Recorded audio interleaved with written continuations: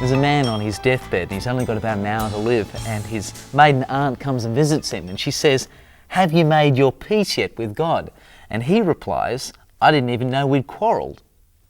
Hi, and welcome to Introducing the Bible, the program that outlines our broken relationship with God and then presents God's solution to the problem. In the past 4 episodes, we've looked at the first 5 books of the Bible, Genesis to Deuteronomy. The books describe God as the creator and sustainer of the universe. Men and women were created in His perfect image. But we chose to rebel against His authority and reject His rule over our lives. The writer of Genesis outlines God's plan for saving people. His plan is set out in 3 promises He made to His servant Abraham. He promised Abraham that he would be the father of a great nation, that his descendants would be a blessing to all people, and that his descendants would inherit the land of Canaan. By the time we get to the 6th book in the Bible, Joshua, the descendants of Abraham have formed a nation called Israel. They no longer live as slaves in Egypt under Pharaoh's cruel rule, but now they're nomads wandering the desert region, journeying towards the Promised Land under God's rule. The historical books Joshua and Judges describe Israel's conquest and occupation of this promised land. We're sometimes inclined to ask, does actually God keep the promises that he's made? And yet, in the history of the Old Testament, we've got one sterling example, amongst many others, but one particularly outstanding example of the way that God does keep His promises. God had promised way back in the opening chapters of Genesis, pretty near the start, to Abraham, that He would give a particular land, Palestine, as we now call it, to the Israelites, to the descendants of Abraham. And wonderfully, in the book of Joshua in particular, and to some extent in the book of Judges, but mostly Joshua, you see that the children of Israel, the Israelites, entering that promised land. And every step they take into that land is a testimony to the fact that God is being faithful to His promises. It's taken Him centuries. We're talking about a plan that unfolds over many generations, and yet God has stuck with it. He's ensured the survival of this particular group of people. He's ensured that they're in the right place, that they're there at the right time, and that they are able to go in and occupy the land that He'd promised by this stage, somewhere around 1,000 years before.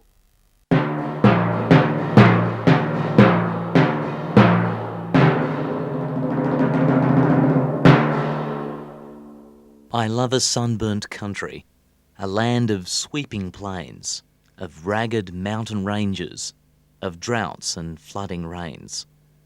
Dorothy McKellar's poem paints a picture of how great and beautiful Australia is. It's one of the most unique and diverse landscapes in the world. Yet the Promised Land wasn't Australia, it was Palestine. The Bible calls this land Canaan. It's a narrow strip of land, 50 to 70 kilometres wide.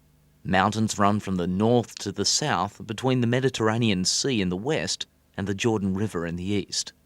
The Jordan River flows from the Lake of Galilee down to the Dead Sea. The landscape is generally dry and hard and depends on the seasonal rains to water crops. In this way, the inhabitants of this land are dependent on God for all their needs. Life in this promised land will test Israel's faithfulness to God. Entering the Promised Land tests Israel's faithfulness to God because they needed to realise that if they were to enjoy the land and actually reap all the benefits that God had said they would have to be faithful to Him and obey Him. So there's the crunch. God says it's yours, but you've got to take me seriously, listen to what I say, and do it my way. One of the interesting features about Israel entering the Promised Land is that it's not just a testimony to the faithfulness of God, it's also, tragically and sadly, a testimony to the faithlessness of Israel. As time goes on, you find yourself realising that although God's been faithful in bringing the Israelites into the land, that the Israelites aren't actually capable of maintaining the relationship with God that they'd originally accepted. They won't, for instance, allow Him to be their God. They insist on going off and worshipping other gods in various ways and at various times. They insist on occasion on not observing the laws that he's given them. The entry into the promised land is a time of testing for the Israelites. Yes, in one sense, entering the promised land is a magnificent moment of fulfillment, but it's actually the start of the next stage as far as they're concerned. The book of Joshua begins with Israel camped across the Jordan River. The great Israelite leader Moses is dead. They have a new leader, Joshua. God speaks to Joshua and reconfirms his promise made to Abraham and Moses. After the death of the Lord's servant Moses, the Lord spoke to Moses' helper, Joshua son of Nun. He said, "My servant Moses is dead. Get ready now, you and all the people of Israel, and cross the river Jordan into the land I am giving them. As I told Moses, I have given you and all my people the entire land that you will be marching over.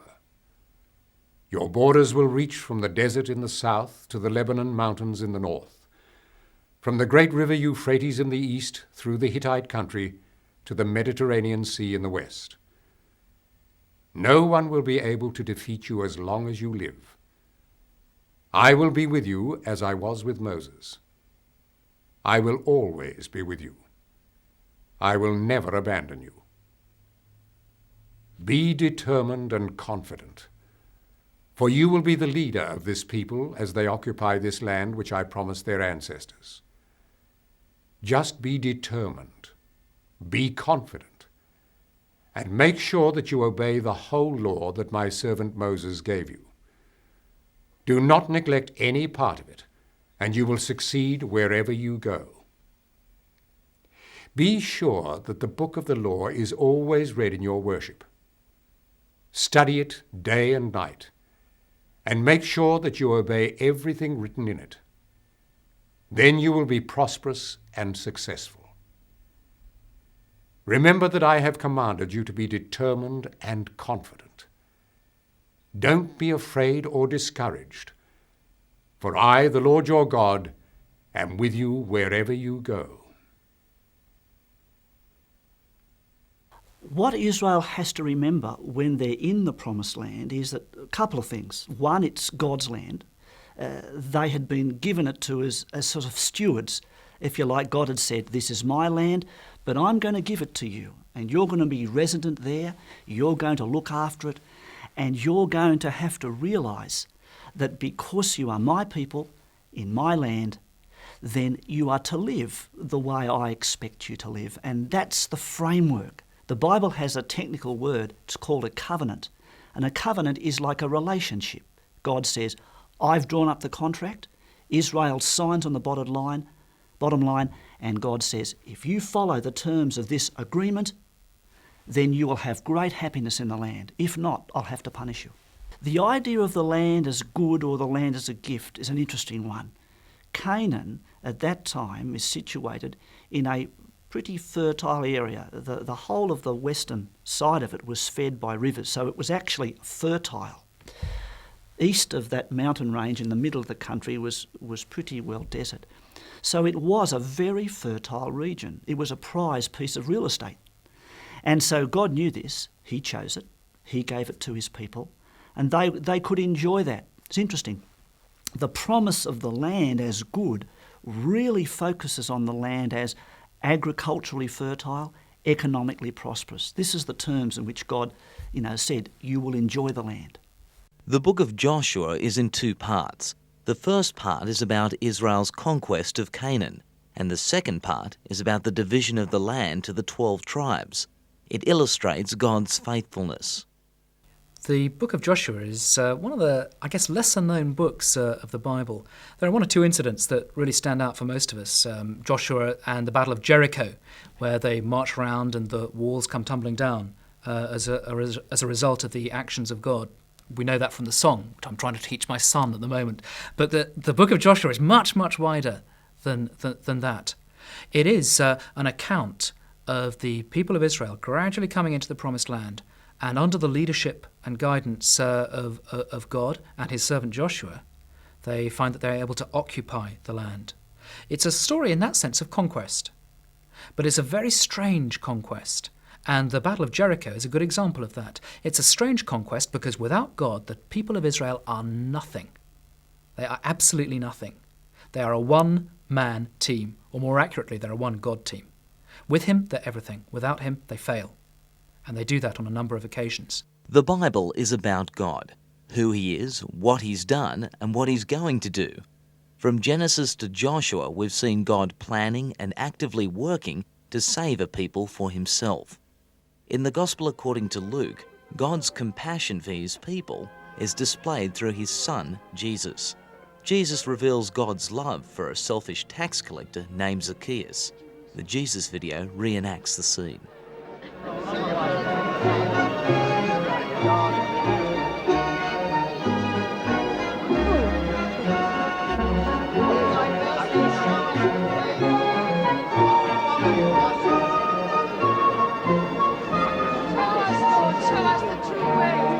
This man truly is a prophet. My Lord and Master, save me!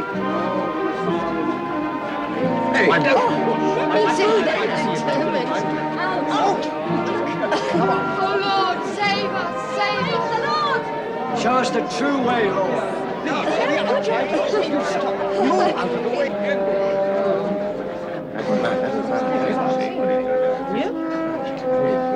That's the tax collector!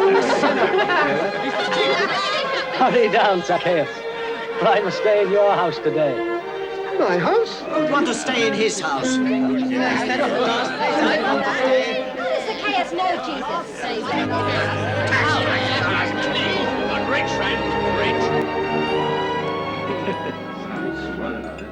Oh, yes. Yes, excellent. Listen. I give half of my belongings to the poor. And if I have cheated anyone, I will pay him back 4 times as much.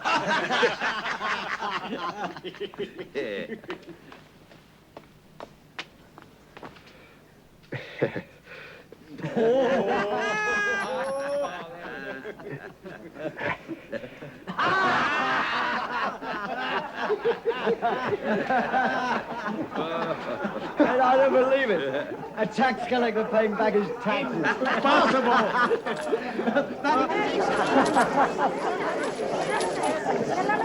Salvation has come to this house today. For this man also is a descendant of Abraham.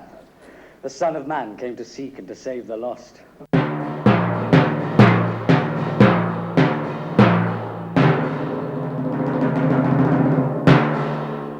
The Bible presents God as faithful and trustworthy.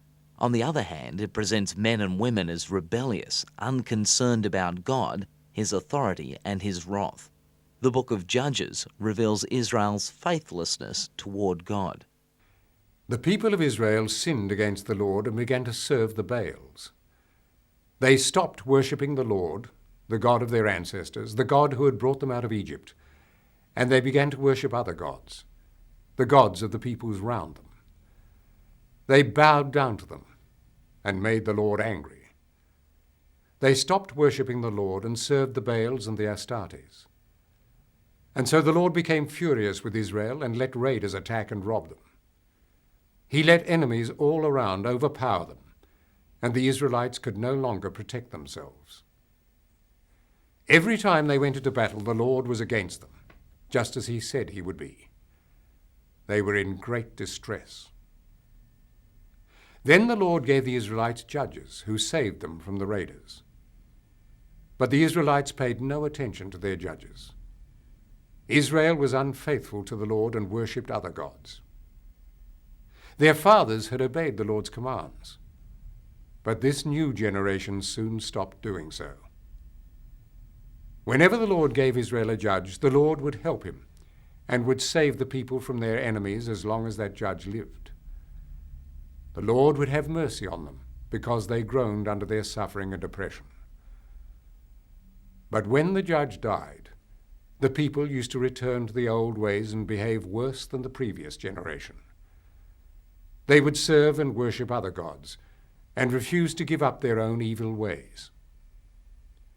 Then the Lord would become furious with Israel and say, "This nation has broken the covenant that I commanded their ancestors to keep."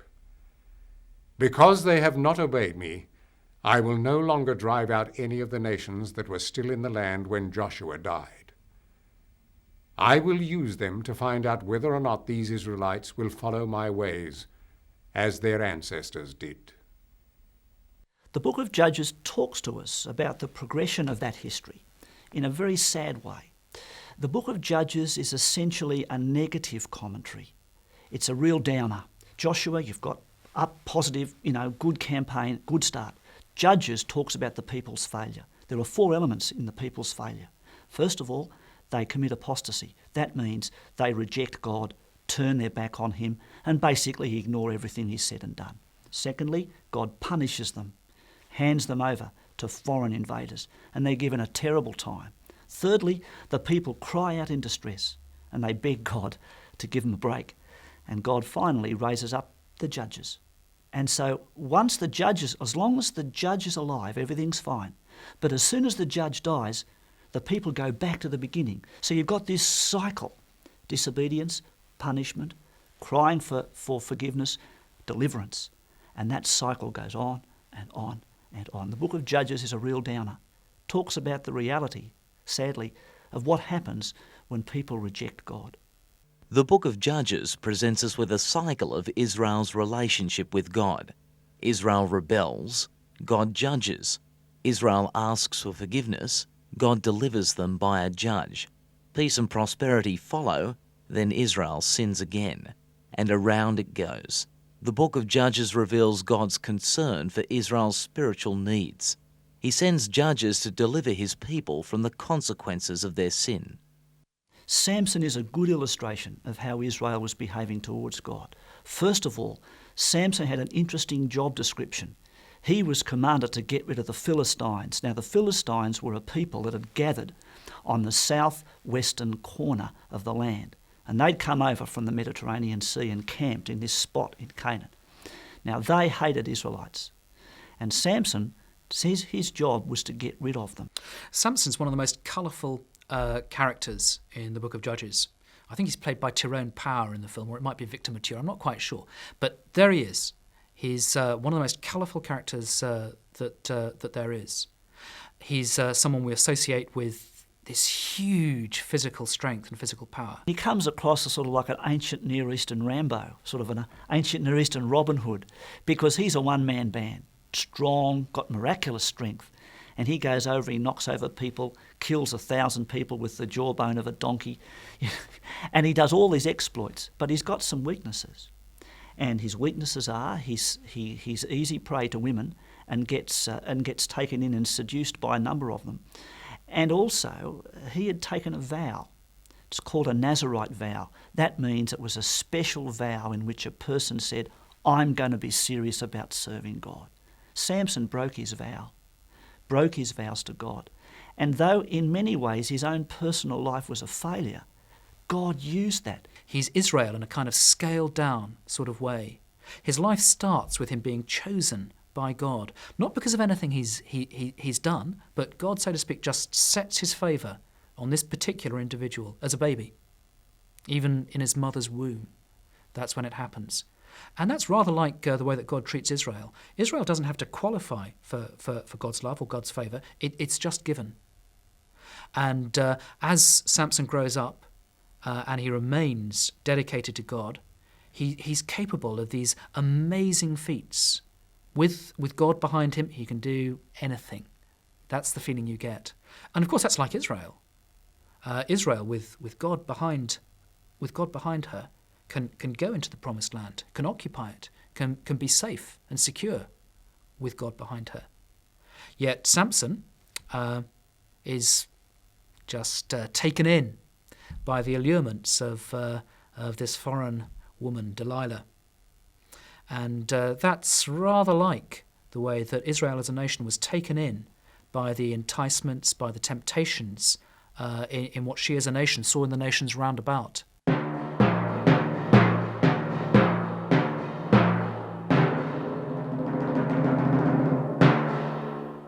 At the turn of the century, there was a famous letter in an English newspaper, The Times. The newspaper asked for people's opinion of what was wrong with the world. Predictably, there were all kinds of letters, some of which blamed the education system, others blamed the government. Author G.K. Chesterton wrote a very short letter. It simply read, "Dear Sir, I am." If we're honest with ourselves, we'll agree with Chesterton. Selfishness is a dominant feature of our personality. We're often selfish with our time and our resources. The result is broken relationships with each other and with God. In the Bible, the books of Joshua and Judges demonstrate God's faithfulness to His promises. Unfortunately, they also show humanity's lack of faithfulness towards God. The Israelites continue to despise and reject God, despite His love and goodness towards them, but He still promises to be faithful. Next episode, we'll see just how far God's faithfulness will go in introducing the Bible.